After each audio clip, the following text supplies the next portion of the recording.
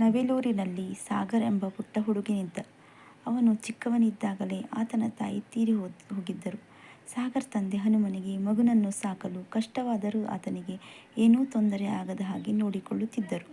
ಇರುವ ಒಬ್ಬ ಮಗನನ್ನು ಚೆನ್ನಾಗಿ ಓದಿಸಬೇಕೆಂಬ ಆಸೆಯಿಂದ ಪಟ್ಟಣಕ್ಕೆ ಬಂದು ಒಂದು ಖಾಸಗಿ ಶಾಲೆಗೆ ಸೇರಿಸಿದ್ದರು. ಒಮ್ಮೆ ಸಾಗರ್ನ ತಂದೆಗೆ ಇದ್ದಕ್ಕಿದ್ದ ಹಾಗೆ ಹುಷಾರು ತಪ್ಪಿತು. ಅದಕ್ಕಾಗಿ ಆತ ಅಪ್ಪನನ್ನು ನೋಡಿಕೊಳ್ಳಲು ಶಾಲೆಗೆ 3 ದಿನ ರಜೆ ಹಾಕಿದ್ದ. ಅದೇ ಸಮಯದಲ್ಲಿ ಅವನಿಗೆ ಪರೀಕ್ಷೆಗಳು ಹತ್ತಿರದಲ್ಲಿದ್ದವು. ಅವನಿಗೆ ಯಾರೂ ಸಹ ಹಿಂದಿನ ತರಗತಿಯಲ್ಲಿ ನಡೆದ ಪಾಠಗಳ ನೋಟ್ ಪುಸ್ತಕ ಕೊಡಲಿಲ್ಲ. ಅವನು ಅದರ ಬಗ್ಗೆ ತಲೆಕೆಡಿಸಿಕೊಳ್ಳದೆ ಸುಮ್ಮನಿದ್ದ. ಇದರಿಂದಾಗಿ ಅವನಿಗೆ ಪರೀಕ್ಷೆಯಲ್ಲಿ ಕಡಿಮೆ ಅಂಕ ಬಂತು. ಸಾಗರ್ ಇದಕ್ಕೆ ಬೇಸರ ಮಾಡಿಕೊಳ್ಳದೆ ಮಾರ್ಕ್ಸ್ ಕಾರ್ಡನ್ನು ಅಪ್ಪನಿಗೆ ತೋರಿಸಿದಾಗ, ಅಪ್ಪ, ಯಾಕಷ್ಟು ಕಡಿಮೆ ಅಂಕ ಬಂದಿದೆ? ನೀನು 100ಕ್ಕೆ 100 ಅಂಕ ತೆಗೆದುಕೋ ಎಂದು ನಾನು ಹೇಳುವುದಿಲ್ಲ, ಆದರೆ ನೀನು ಶ್ರಮ ಹಾಕಿದಷ್ಟು ಅಂಕ ಬರುತ್ತದೆಯಲ್ಲವೇ ಎಂದರು.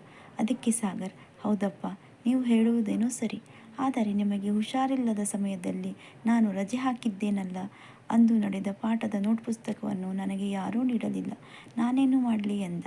ಅದಕ್ಕೆ ಅಪ್ಪ, ಅವರು ಯಾರೂ ಪುಸ್ತಕ ಕೊಡಲಿಲ್ಲ ಎಂದು ಹೀಗೆ ನೀನು ನೆಪ ಹೇಳಿ ಕೂರಬಾರದು. ನಿಮ್ಮ ಟೀಚರ್ಗೆ ಹೇಳಿ ಅವರಿಂದ ಹೇಳಿಸಿ ಪಡೆಯಬಹುದಿತ್ತಲ್ವಾ? ಟೀಚರ್ಗೆ ಕೇಳಲು ಭಯವಾದರೆ ನನ್ನನ್ನು ಕೇಳಬಹುದಿತ್ತು, ನಾನು ಬಂದು ನಿಮ್ಮ ಶಿಕ್ಷಕರಿಗೆ ಹೇಳುತ್ತಿದ್ದೆ ಎಂದರು. ಅದಕ್ಕೆ ಸಾಗರ್, ಹೌದಪ್ಪ, ನನಗಿದು ಹೊಳೆಯಲೇ ಇಲ್ಲ ಎಂದ.